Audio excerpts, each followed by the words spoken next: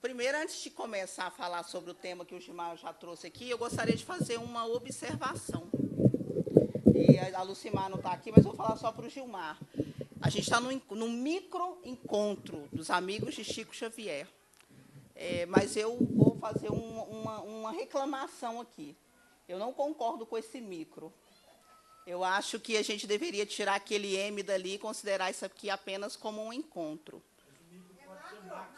Pode, então, vamos transformar isso aqui em macro. Isso mesmo. Porque o micro ali, acho que já deixou de ser há muito tempo, né? Para a gente é uma honra. Primeiramente, eu gostaria muito de agradecer ao convite do Gilmar, da Lucimar, de estar aqui mais uma vez nesse encontro com todos vocês. Para a gente é uma honra encontrar com essa espiritualidade maravilhosa, encontrar com vocês. Algumas pessoas é a primeira vez que eu vejo, outras eu já encontrei aqui em outros encontros, também da outra casa. Então, para a gente só tem a agradecer, e para a gente isso é uma oportunidade, nada mais do que isso. O tema que a gente foi convidado a falar está lá no capítulo 8 do Evangelho, segundo o Espiritismo, bem-aventurados os que têm puro coração. E esse tema que a gente vai falar são os dos escândalos. O que for motivo de escândalo, cortai-as. E aí a primeira indagação que a gente já faz, que é engraçado Kardec escolher exatamente escândalos para colocar dentro de um capítulo que fala de pureza de coração. E aí a gente já começa a questionar no nosso íntimo isso, né? Se a gente está falando de pureza de coração, exatamente esse tema Kardec coloca lá dentro. Mas a intenção de Kardec foi essa mesmo. É para que nós nos perguntássemos, que nós questionássemos e que nós começássemos a entender. E aí, quando a gente fala de escândalo, dentro de um capítulo de pureza de coração, a gente já começa a entender que quem é puro de coração não escandaliza. E aí, no decorrer da nossa conversa, eu não sei se pode ser com participação. Pode, Gilmar? Pode ser com participação? Quem quiser participar, quem quiser comentar, está convidado também, porque às vezes a gente só tem a ganhar com algumas coisas que vocês querem acrescentar. E aí, só que eu não tenho esse hábito, mas hoje eu vou ter que fazer uma pequena leitura, mas é bem pequenininha, do livro Boa Nova. É um trecho pequeno, não vou ler o capítulo todo, vou ler nem um parágrafo, uma frase praticamente, que está lá dentro do capítulo 21, que é a lição da vigilância. Aonde, nessa passagem, Jesus indaga, né, conversando com os seus apóstolos, ele pergunta para eles o que eles dizem, o povo, né, fala quem é o Cristo. O que eles dizem que eu sou? E aí cada um responde a sua pergunta, e aí Pedro responde, né? Que aí, por último, Cristo pergunta para Pedro e ele responde, você é o Filho de Deus. E aí o Cristo fala para ele, que santifica Pedro e fala, não foi você nem eu que te falei, mas foi o meu Pai que te falou isso. E aí essa passagem vai longa, e aí exatamente nessa passagem a gente vai ler um trechinho para a gente começar a discutir sobre escândalos. Conversar, na verdade, né? Capítulo 21 do livro Boa Nova. Olha só o que o Cristo falou para os apóstolos, aliás, para todos nós. É indispensável, pois, que eu sofra. Não tardará muito o escândalo que me há de envolver em suas malhas sombrias. Faze-se mister cumprimento da palavra dos grandes instrutores da revelação dos céus, que me precederam no caminho. Está escrito que eu padeça e eu não fugirei ao testemunho. Vamos só grifar aqui, ó. Não tardará muito o escândalo que eu irei sofrer. Quem falou isso foi o Cristo.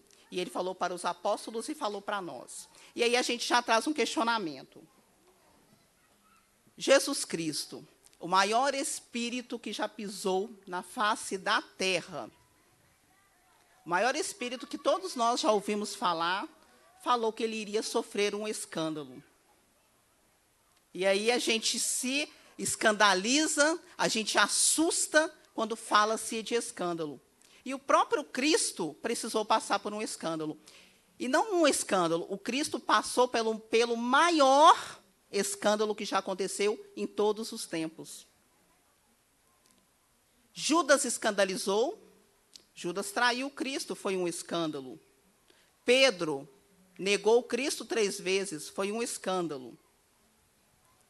Maria Madalena, uma ex-prostituta, ela cometia escândalos.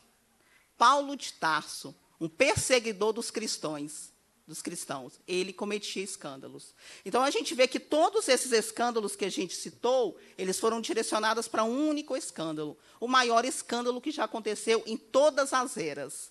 E a gente hoje pergunta, nós mesmos nos perguntamos, assustamos com os escândalos que estão acontecendo. Ou seja, nós ainda não entendemos por que o Cristo falou para nós que os escândalos são necessários. E aí a gente convida a todos vocês a entendermos juntos essa passagem, uma passagem tão pequena, onde o Cristo nos fala que os escândalos são necessários, mas ai daquele por quem veio o escândalo. E aí vem uma outra parte que vai ser discutida amanhã, e aí a gente finaliza. Que se for necessário, cortai a sua mão, o seu pé, arrancai os seus olhos e tacai no fogo eterno. O Cristo falou para a gente isso hoje. Falou isso para a gente ontem, falou há mais de 2000 anos atrás. E para a gente hoje, na nossa concepção de espíritos em evolução, concepção de seres humanos, o que é o escândalo? Quando a gente fala de escândalo, é tudo aquilo que nos agride, é tudo aquilo que nos assusta. E isso, o escândalo, a gente está vendo muito voltado para escândalos políticos, para escândalos religiosos, escândalos na saúde. A gente vê o escândalo dessa forma. E aí eu vou abrir um parêntese aqui agora, na nossa concepção de escândalo, que quando a gente está diante de um escândalo como esse, a gente ainda escandaliza por cima ainda. Vamos dar um exemplo aqui claríssimo disso? Hoje, para a gente, nós brasileiros, um dos maiores escândalos que estão acontecendo é na área da política. Dentre vários outros, mas um que está nos agredindo e ferindo é o escândalo na política. E aí, quando a gente assiste o jornal, que a gente vê que vai haver uma mudança na questão política que vai prejudicar a todos nós, que a gente vê que está acontecendo um escândalo político, o que a gente vai e faz? Eu não aceito, eu vou manifestar. Só que as nossas manifestações não são manifestações para exigir os nossos direitos, não. As nossas manifestações são para quebrar, agredir, encontrar todo mundo na rua e se revoltar. Então, quer dizer, sobre um escândalo, nós ainda realizamos outro escândalo. Quando nós nos deparamos com um crime, não precisa ser um crime hediondo, não. Pode ser um crime comum. Um crime comum. Vamos falar nesse termo, não existe um crime comum. Mas, para poder ficar mais fácil para o nosso entendimento, quando a gente está diante de um crime, um roubo qualquer, nós escandalizamos, julgamos, damos a nossa opinião. E hoje, com a facilidade das redes sociais, o que nós ainda fazemos? Divulgamos a nossa página. Damos a nossa opinião, compartilhamos, multiplicamos esse escândalo. Então, o escândalo para nós é isso. É aquilo que nos fere. E se está nos ferindo, nós ainda multiplicamos. Aumentamos a amplitude desse escândalo, na nossa concepção. E aí, quando a gente abre o Evangelho no capítulo 8, para a gente começar a trazer os ensinamentos do Cristo para a gente vai ver o que o Cristo fala que é escândalo. O Cristo fala para a gente que é escândalo a partir dos Espíritos, o Espírito da Verdade, está lá no capítulo 8. E aí, quando a gente começa a estudar isso e a gente vê o que é escândalo lá, escândalo é tudo aquilo que está relacionado aos nossos vícios morais. Olha para você ver como é que já começa a mudar. Como que a gente começa a traduzir de uma forma muito mais clara para o espírito. Porque, no primeiro momento, concepção de escândalo para nós é para nós aqui no terra a terra. Mas, quando a gente pega a visão do Cristo, dos espíritos que traduziram para nós o que o Cristo quis dizer, e a gente vai ver o que é escândalo, a gente vê que é tudo aquilo que está relacionado aos nossos vícios morais, às nossas imperfeições. E aqui no livro Evangelho segundo o Espiritismo, deixa isso muito claro para a gente, de uma forma bem resumida, que o escândalo é tudo aquilo que está relacionado a um vício moral. Então, que, na concepção do Cristo, para ser considerado um escândalo, precisa chegar às notícias, ser divulgado em jornais, que todos fiquem sabendo, que tem uma repercussão ampla para ser considerado como um escândalo? O que vocês acham? E aí, olha para você ver que a gente começa a ver que aquele crime que nós considerávamos como crime perfeito, aquele crime que só eu sei que eu cometi, um crime que foi feito por debaixo dos panos, ficou registrado. E ficou registrado aonde? Qual que é a lei que vai me punir ou que vai me cobrar isso? Porque vamos trocar essa palavra punir, que é uma palavra muito pesada. Vamos tirar essa punição e vamos trazer para ajuste. Qual que é a lei que vai me cobrar para que seja ajustado esse escândalo que supostamente foi cometido de uma forma secreta? Porque a partir do momento que eu cometo um crime, ou que eu cometa uma infração contra as leis de Deus, aonde isso vai ficar registrado? Na nossa consciência. Então, a lei que vai me julgar, a lei que vai ficar registrado, vai ser a minha lei de consciência. E aí a gente começa a ver que quando Cristo falou que os escândalos são necessários, não é esse escândalo que na nossa concepção é o correto, não. É esse escândalo mesmo que, a partir do momento que eu cometo qualquer agressão à lei de Deus, eu já cometi um escândalo. E, às vezes, por incrível que pareça, até por pensamento eu cometi um escândalo. Por que a gente está falando isso aqui?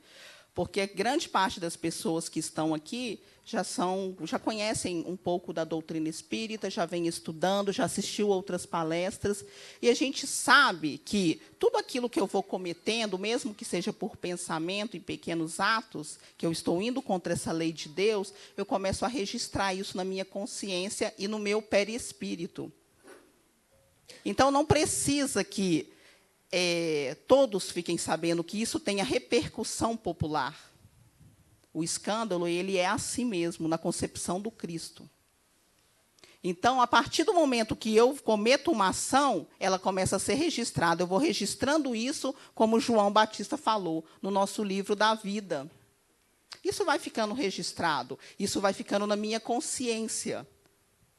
Então, olha para você ver que o que era escândalo para a gente ontem, agora como que mudou a nossa concepção, quando a gente pega o que o Cristo realmente quis dizer para a gente.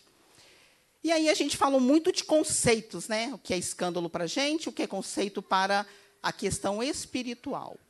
Mas por que nós, seres humanos, espíritos em evolução, nos assustamos tanto com os escândalos? Por que nós nos assustamos? Eu gostaria até que alguém respondesse, se quiser participar. Não é obrigado, mas é importante essa interação. Nós estamos todos em uma só energia, que fere, né? Igual a gente falou, a nossa concepção de escândalo é aquilo que fere. A Carolina falou, mexe com a gente. E a gente assusta. E ela está certa, e é isso mesmo. Agora, vamos começar a entender, a juntar os pontos. Qual é o mundo que nós estamos vivendo hoje? Nós vivemos um mundo de expiação e provas. Característica do mundo de expiação e provas é um mundo onde o bem existe, mas o mal ainda predomina. Quer dizer, o bem está aqui, o bem ele existe, o bem está dentro de nós, mas o mal ainda predomina. E o mundo que tem essa característica de provas e expiações e que o mal ainda predomina, quais são as características ou qual é o tipo de espírito que vive neste mundo? A gente falando de maioria. A primeira vez que eu escutei isso em uma palestra, eu me senti até ofendida, para ser sincero para vocês. Isso tem muito tempo atrás, e aí eu assistindo o palestrante falando, e aí ele falou dessa questão. É como se a pessoa estivesse jogando na nossa cara a verdade. Foi essa sensação que eu tive no momento. Só que depois a gente vai estudando a doutrina, vamos nos conhecendo, começamos a permitir que a verdade entre em nosso coração, e aí a gente começa a aceitar as coisas. As características de espíritos, a grande maioria dos espíritos que vivem num planeta de provas e expiações, e aí eu vou falar agora uma grande verdade, né? e é uma característica de todos nós, são os espíritos imperfeitos. Ou seja, nós somos espíritos imperfeitos. Então, quer dizer que o que antes eu assustava, que são os escândalos, eu já começo a entender que eu vivo num mundo de provas e expiações, e aí eu começo a entender que a grande maioria que vive num mundo de provas e expiações, são espíritos imperfeitos, e que eu sou um espírito imperfeito.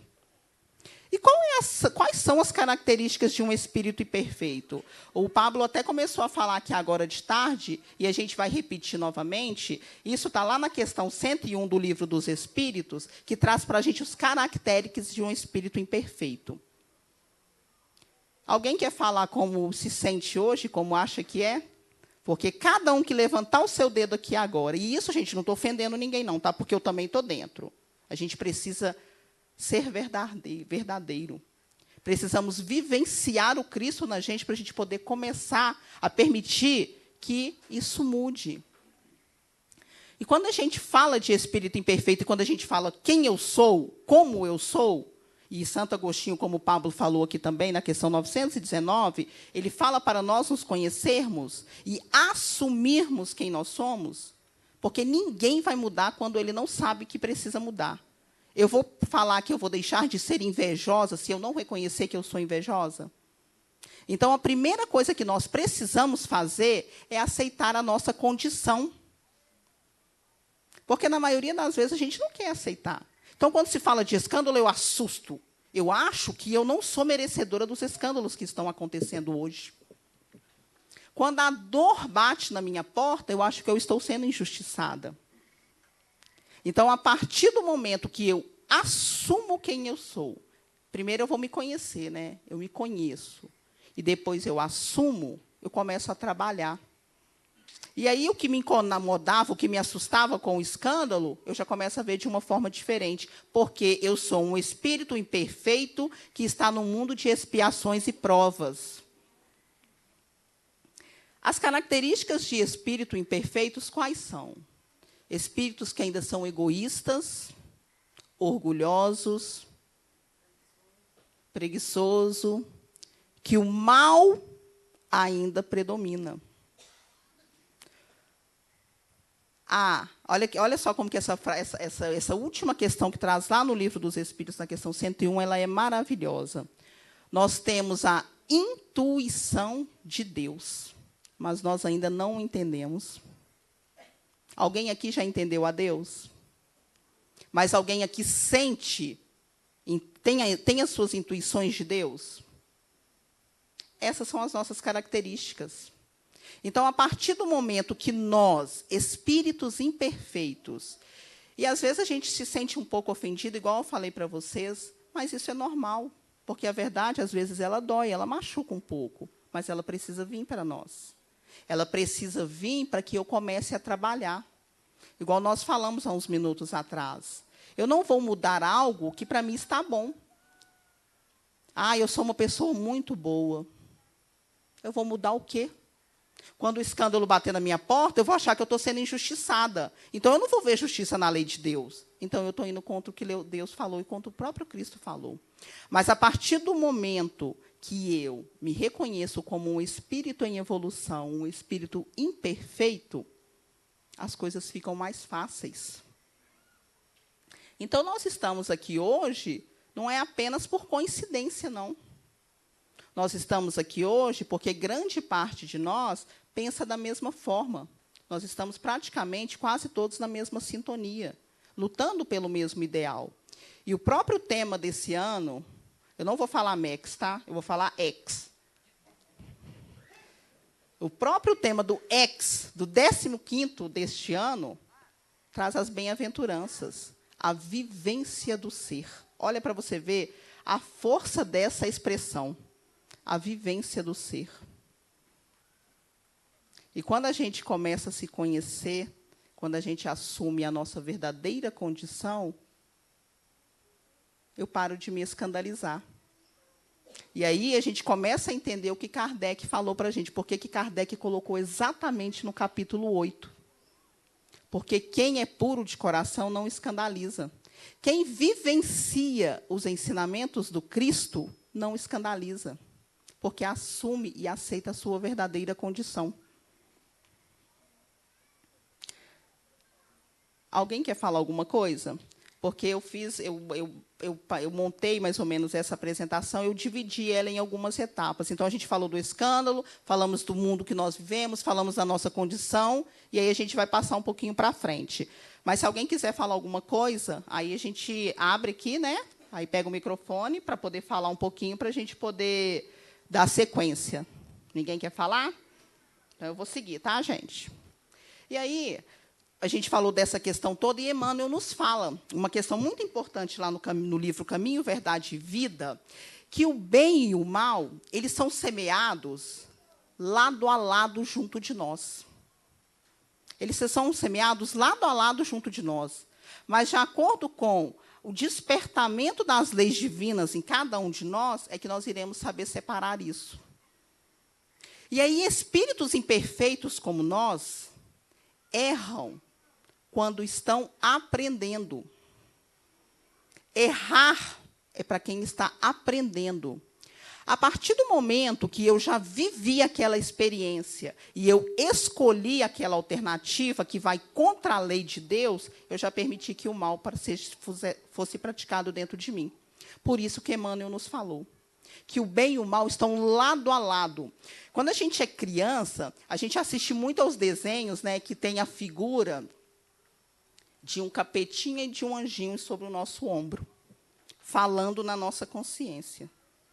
Para a gente poder desenhar o que Emmanuel falou, é isso. O bem e o mal estão do nosso lado.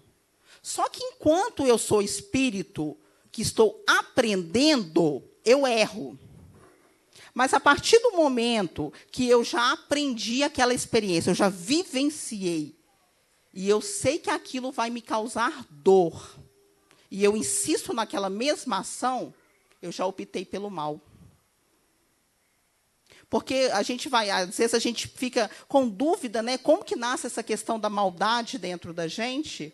E a gente se questiona como que o mal nasceu dentro de mim. O mal, então, foi criado por Deus? Cada um de nós foi criado da mesma forma.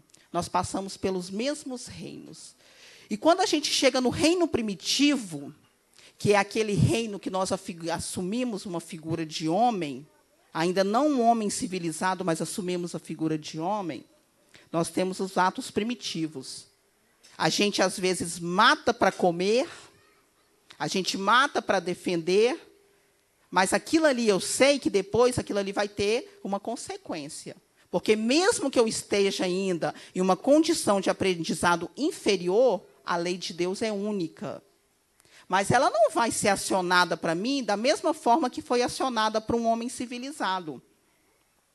Então, quando eu mato o primitivo, que eu moro na caverna, que chegou um animal para me comer e eu mato, a lei ela vai chegar para mim de uma forma. Quando eu, um homem primitivo, estou ainda em evolução, e eu mato para defender a minha aldeia do homem civilizado que chegou até ela, a lei de Deus ela vai chegar para mim de uma forma. Mas aquele mesmo homem civilizado que invadiu aquela aldeia para poder matar por ganância, para tomar aquelas terras daquele povo ainda primitivo, a lei de Deus vai ser acionada da mesma forma? Então, olha como que o bem e o mal estão lado a lado, e olha como que o mal nasce dentro de cada um de nós. Porque, às vezes, a gente mesmo se questiona. Ah, mas quando eu era um homem das cavernas, e hoje eu sou um homem civilizado, eu não me lembro das minhas atitudes no passado. Mas as experiências ficam gravadas na nossa consciência. Ficam gravadas no nosso perispírito. O aprendizado, ele é eterno, a gente nunca vai perdê-lo. Então, quando eu cometo um erro, porque eu ainda não sei, e depois eu cometo aquele mesmo erro, eu sei que aquilo vai ter uma consequência, e aquilo começa a ficar gravado em mim. Quando eu não sei que se eu bater a minha mão naquela mesa com toda a força, mas com toda a minha força, eu vou quebrar a minha mão. Mas eu não sabia. Bati, quebrei. Aquela dor, ela ficou gravada em mim. Daqui a 20 anos, 30 anos, eu não vou bater a minha mão naquela mesa novamente, porque eu sei que aquilo vai me causar uma dor insuportável. Eu aprendi. Então, eu não erro mais nesse sentido. Agora, se eu quiser ir lá e bater a minha mão novamente para quebrar, o que eu fiz? Eu cometi um mal contra eu mesmo. A gente está dando um exemplo muito simples, mas isso toma uma amplitude muito maior quando a gente fala de universo, quando a gente fala de ser humano, quando a gente fala de terra. Uma vez, eu escutando uma palestra do Haroldo Dutra, ele falou uma coisa maravilhosa, eu nunca mais esqueci isso. Nós, espíritos, precisamos perder essa característica de nos vermos como pregados no planeta Terra. Às vezes, as pessoas chegam para a gente e perguntam assim, de onde você... Isso foi o Haroldo Dutra falando, né? De onde você é, onde você mora? Aí, igual hoje mesmo, eu cheguei aqui. Ah, de onde você é? Bartira? Belo Horizonte. Ah, Belo Horizonte. Só que nós precisamos perder isso. Nós precisamos nos ver como espíritos. Bartira, de onde você é? Eu sou do planeta Terra. Então, a nossa concepção precisa aumentar. E isso a gente está dando esse exemplo para a gente ver que a gente precisa perder essa característica de terra a terra. E ver que o mal que hoje eu cometo é porque eu quero, eu escolhi. Porque eu já aprendi. Então, por isso que todos esses escândalos, eles estão chegando até nós. No livro O Consolador, na questão 307, Emmanuel nos fala sobre isso. Que todos os escândalos que estão acontecendo hoje é de uma vida comum de escândalos que foram cometidos no passado. Nós estamos hoje, todos nós hoje, no planeta Terra, à toa. Vamos descer um pouquinho. Nós estamos hoje, todos nós, no Brasil, à toa. Todos esses escândalos que estão acontecendo hoje conosco, muitos, são muitos, na política, na saúde, na educação, eles são à toa. Todos aqueles espíritos que se encontraram lá no Titanic, quando ele afundou, eles se encontraram lá, foi à toa? A gente está só descendo, né? Primeiro a gente falou de terra, de Brasil, e agora de escândalos particulares. Esses escândalos, essas pessoas se reuniram ali, eles foram escandalizados da mesma forma, foi à toa? Acidentes da TAM, aéreos aí que aconteceram, a Boate Kiss, né, que há pouco tempo atrás fez até aniversário, o pessoal estava comentando. Aquelas pessoas se reuniram todas ali pelo mesmo escândalo, morreram da mesma forma, foi à toa? Então, olha quando a gente começa a entender o que quer dizer isso, que essa questão nossa de que a gente vai trazendo para dentro da gente, a gente vai gravando dentro da gente essa questão de tudo aquilo que nós cometemos, e aí a gente começa, através de uma força que é chamada força de atração, porque, às vezes, a gente pergunta assim, né? Vamos só voltar um pouquinho aqui, só para a gente poder entrar nessa questão, porque nós somos, todos nós, para a gente poder entrar nessa questão de como que nós nos reunimos, todos nós somos regidos por uma lei, que é a lei de atração. Que é essa mesma lei que, quando nós estamos lá no reino mineral, ela já funciona dentro da gente. E aí ela continua lá, porque a gente começa a atrair as moléculas, começa a aglutinar, essa é a lei de atração. E essa lei está com a gente até hoje, porém de uma forma muito mais ampla. Todas as vezes que nós cometemos um erro, todas as vezes que nós cometemos um escândalo, isso fica gravado na gente, nessas nossas moléculas espirituais. Né? Porque, quando a gente desencarna, as moléculas ficam aqui no planeta Terra, mas ficam nas nossas moléculas espirituais, porque a gente tem um corpo que a gente compôs ele, através da nossa força. Então, quando a gente compõe, quando a gente tem essas mesmas sintonias, e quando a gente vem para o planeta Terra, a gente é atraído para tudo aquilo que a gente precisa vivenciar de novo. Para todos esses escândalos que são lá do passado, que Emmanuel já nos falou. Olha só que interessante a palavra vivência, né? Mais uma vez. Nós precisamos vivenciar novamente essas situações. Então, o espírito, ele é atraído para viver, para vivenciar aquilo que ele mesmo plantou. Então, quando a gente vê situações, escândalos como esse, né, do Titanic, os Boeings da TAM que caíram e mataram não sei quantos, tsunamis, terremotos. Oi? Chapecoense. Olha para você ver, ele trouxe um exemplo ótimo, a tragédia ali dos meninos ali da Chapecoense. Como que isso acontece? Barragens que despencam. Como holocausto, espíritos que morreram às vezes da mesma forma, é através dessa lei que nós colocamos que ela está impregnada dentro da gente. Ela é uma lei, então, ou seja, nós precisamos cumpri-la. E como que essa lei funciona? Nós, espíritos, somos regidos por ciclos. Nós vivemos sobre ciclos. Então, quando nós estamos começando a nossa evolução, qualquer coisa para qualquer um de nós aqui vai ser da mesma forma isso que nós iremos falar agora.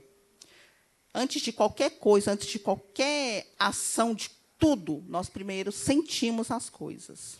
Sentimos, a gente sente. No segundo momento, a gente pensa.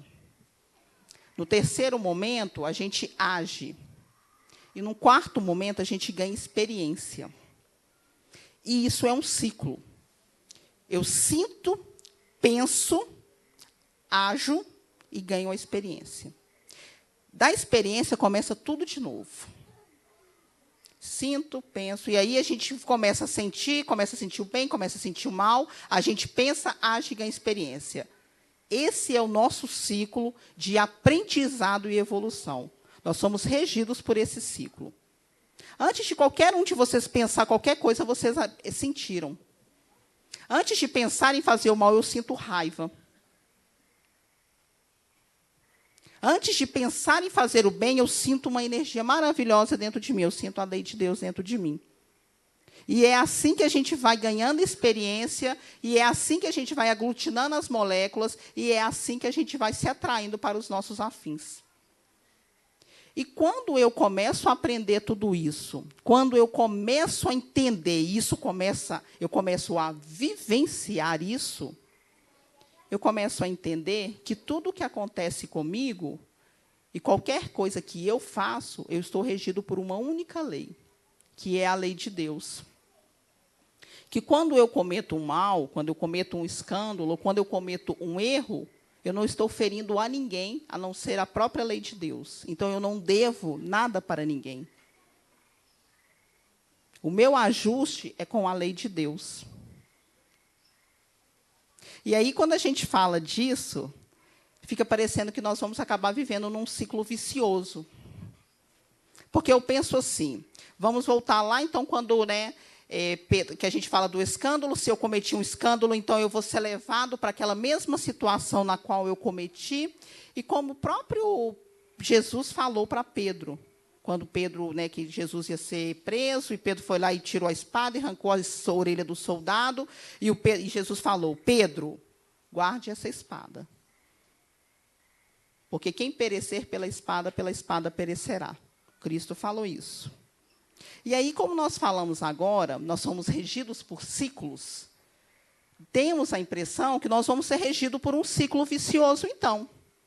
Se os erros que eu cometi no passado, todos nós cometemos no passado, eu matei, eu fiz isso, eu também participei do Holocausto, eu participei das cruzadas, e aí, Emmanuel também fala para nós que grande parte dos espíritas hoje estiveram de batina, ou então estiveram nas cruzadas, nas fogueiras santas, né?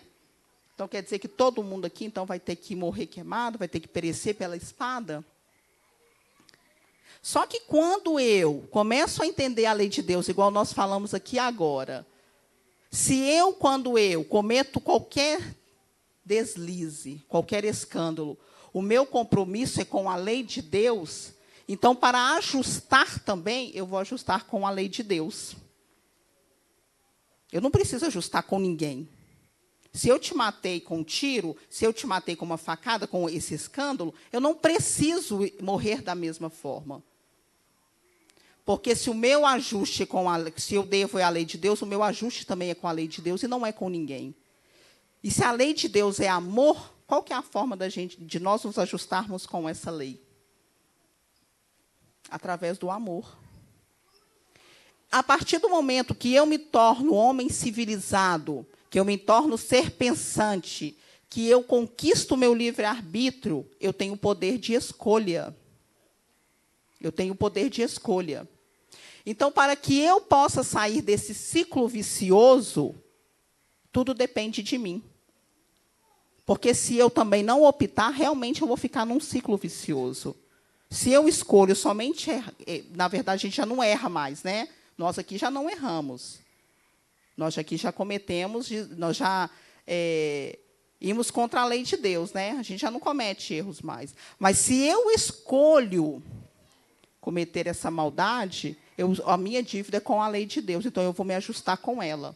Ou seja, quem morrer pela espada morrerá, perecerá, pode mudar. Como? O que o próprio Paulo de Tarso falou para a gente? Que o amor cobre uma multidão de pecados. Então, os escândalos que eu cometi no passado, os escândalos que nós temos que resgatar, eles podem ser resgatados através do amor, mas vai depender de mim. Todos nós somos instrumentos da lei de Deus. Todos nós somos instrumentos da lei de Deus. E o mal que nós entendemos hoje que é o mal, é também uma forma de justiça divina. É uma forma de justiça divina. Não o mal que a gente entende.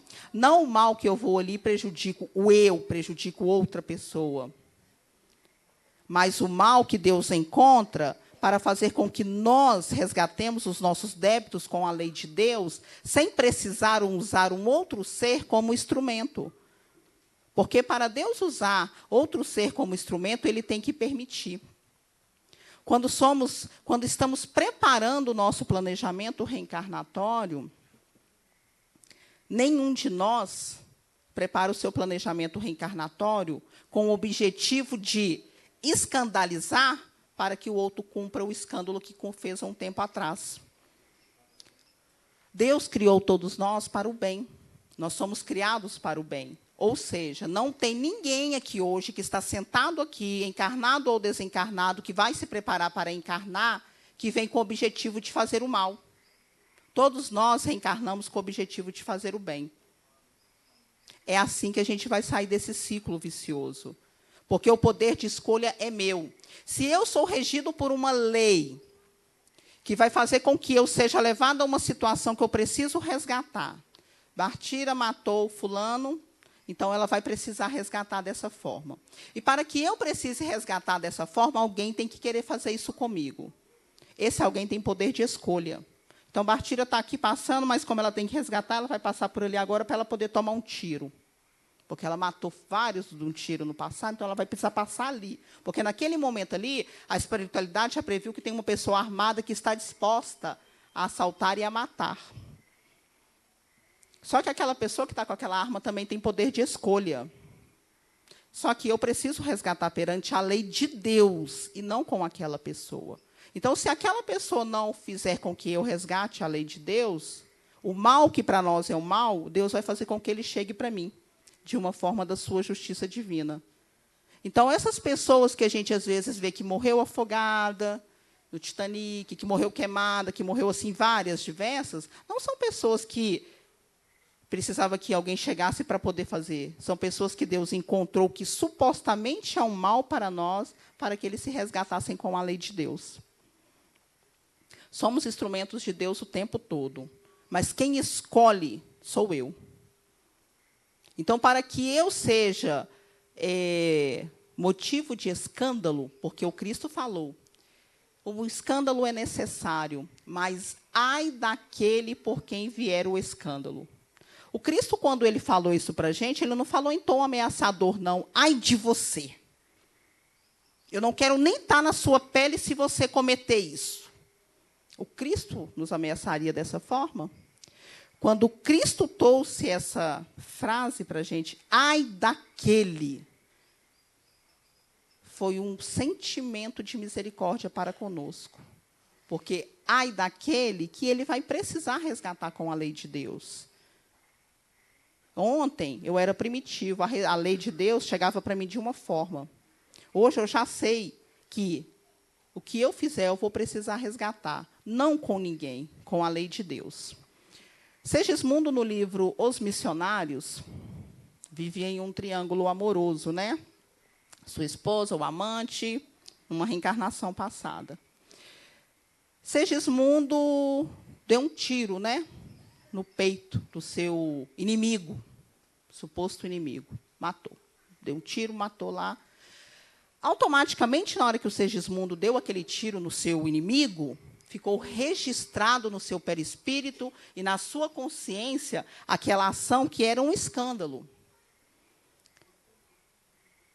Segismundo estava no plano espiritual, preparando a sua reencarnação com os engenheiros do planejamento reencarnatório, e diante da estrutura do seu corpo lá, que iria ser formado, em um determinado momento, o mentor de Segismundo chegou para ele e falou, olha... Agora, antes da gente falar, isso é interessante, né? Porque o mentor do Segismundo não chegou para ele e falou assim, não, aqui está vendo, com 40 anos de idade, você deu um tiro lá no seu comparsa do passado, o seu inimigo do passado, você vai morrer com um tiro também, tá?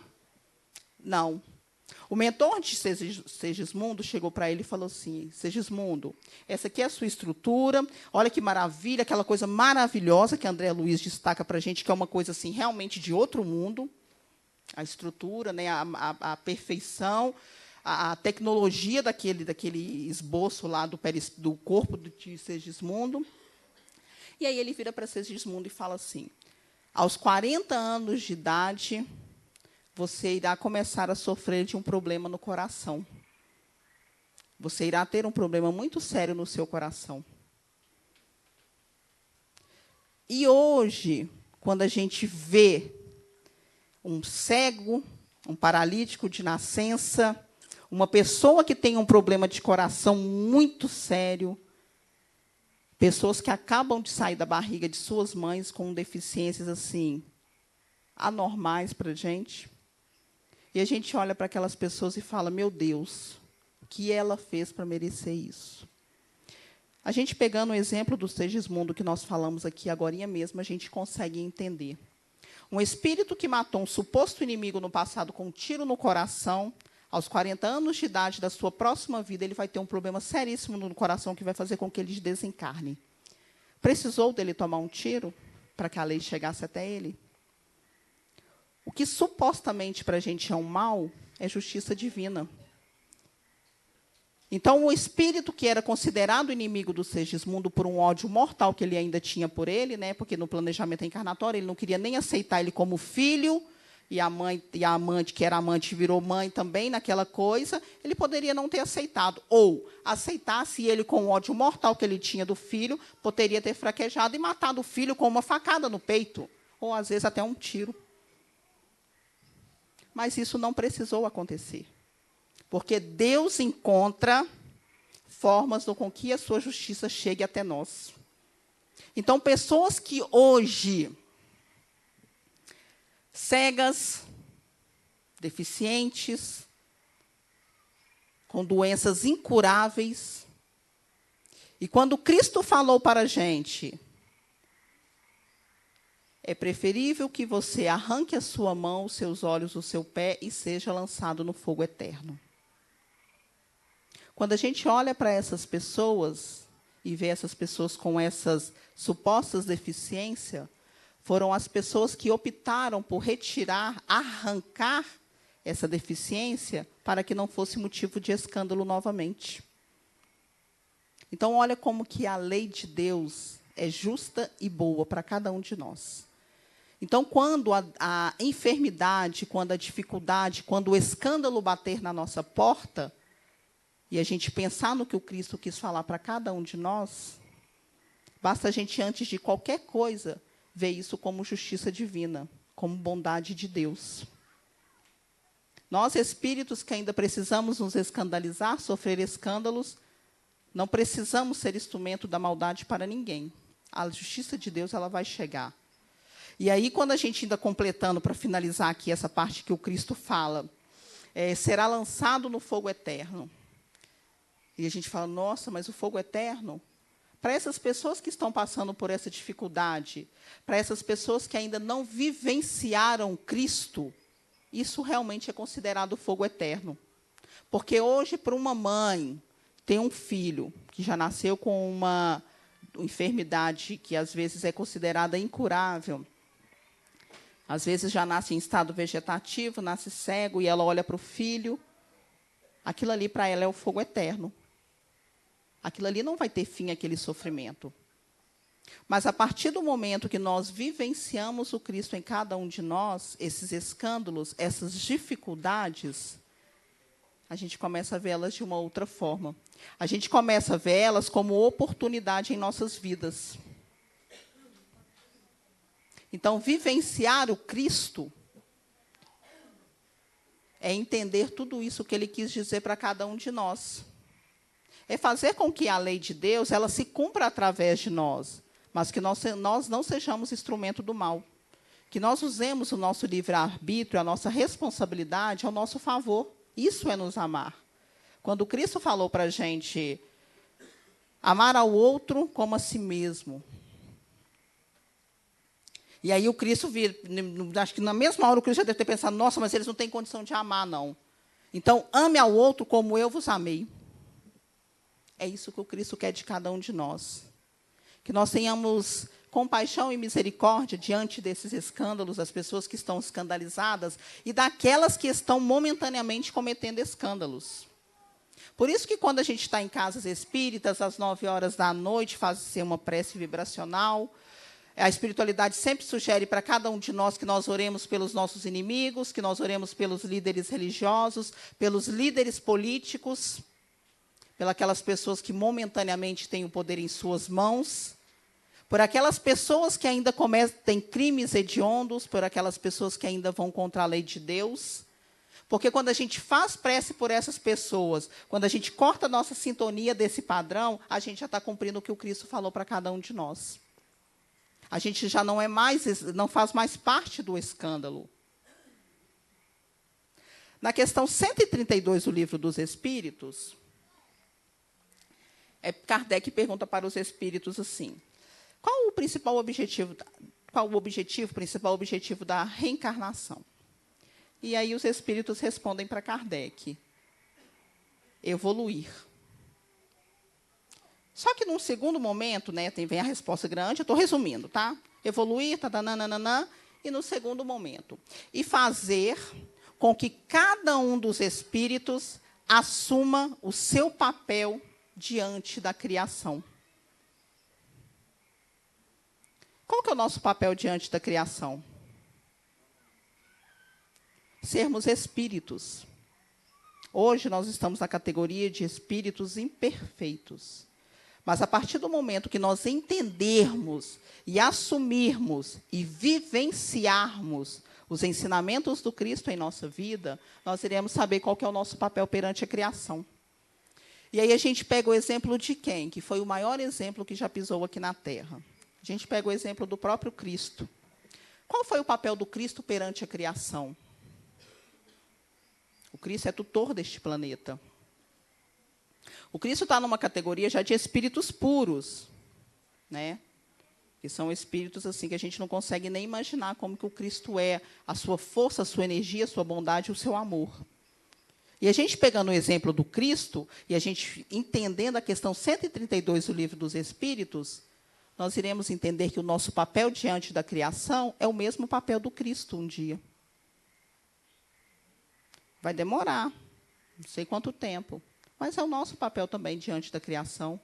Hoje nós somos espíritos que criam através do pensamento ainda. Imaginamos, plasmamos, sentimos, pensamos, agimos e ganhamos experiência. Hoje o nosso ciclo de evolução é esse. Mas o meu papel diante da criação não é esse. Então, nós precisamos sair deste papel de vítima, que hoje nós nos sentimos vítimas, né? Nos sentimos vítimas dos escândalos, das dificuldades, das minhas enfermidades. Mas, a partir do momento que eu assumo o meu papel diante da criação, assumo o meu papel de espírito, espírito que estuda, espírito que evolui, espírito que ama, espírito que vivencia os ensinamentos do Cristo, eu já saio do papel de vítima e já começo a assumir o meu papel diante de Deus, que é ser usado por Deus, neste primeiro momento, hoje que a gente se encontra ainda na terra, como instrumentos para a bondade, e não mais para a maldade. Então, hoje, eu ainda sou instrumento para que Deus possa fazer com o outro o que ele precisa cumprir perante a lei. Mas hoje eu não quero ser mais isso. Eu quero assumir, eu quero vivenciar os ensinamentos do Cristo. E isso depende de mim, depende de nós.